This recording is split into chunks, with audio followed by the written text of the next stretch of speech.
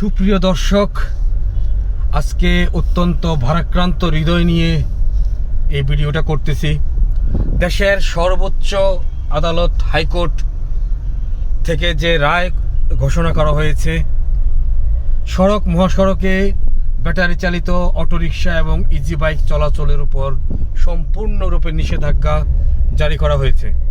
কিন্তু মহামান্য হাইকোর্টের রায় অমান্য করে দেদারসে রিক্সা অটোরিকশা এখনও শহরের রাস্তায়, সড়ক মহাসড়কে এখনও চলমান।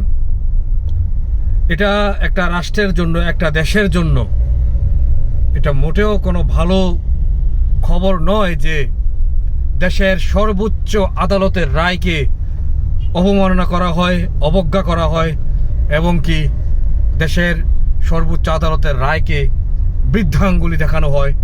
এছাড়া আর কি মনে করেন আপনারা? এটা কি কখনোই একটা দেশের জন্য মঙ্গলজনক? অন্তত একজন নাগরিক হিসাবে, দেশের একজন সাধারণ মানুষ হিসাবে আমি মনে করি এটা কোনোভাবেই দেশের জন্য মঙ্গলজনক নয়। রাস্তায় যেখানেই তাকাবেন সেখানেই অটোরিকশা, সেখানেই ইজি বাইক। এত পরিমাণ অটোরিকশা এবং ইজি বাইক দেশের মধ্যে বিস্তার করছে, মানে ব্যাঙের ছাতা বলতে গেলেও এখানে কম হয়ে যাবে। প্রচুর পরিমাণে অটোরিকশা, প্রচুর পরিমাণে ইজি বাইক দেশটাকে একেবারে যা ইচ্ছে তাই অবস্থা করে ফেলছে। এদের মধ্যে নাই কোনো নিয়ম, নাই কোনো নীতি, নাই কোনো প্রাতিষ্ঠানিক শিক্ষা। এরা কি যে একটা হযবরল অবস্থা করে রাস্তার মধ্যে।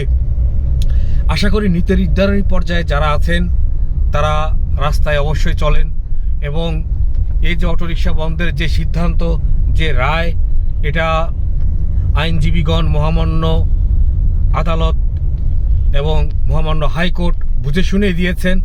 আমাদের উচিত, দেশের নাগরিক হিসাবে আমাদের উচিত মহামান্য হাইকোর্টের রায়কে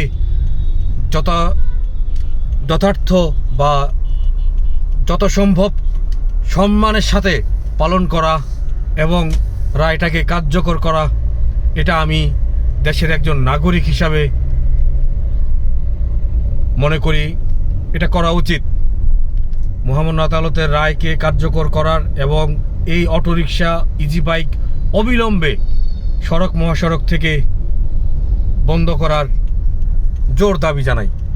ভালো থাকুন সবাই।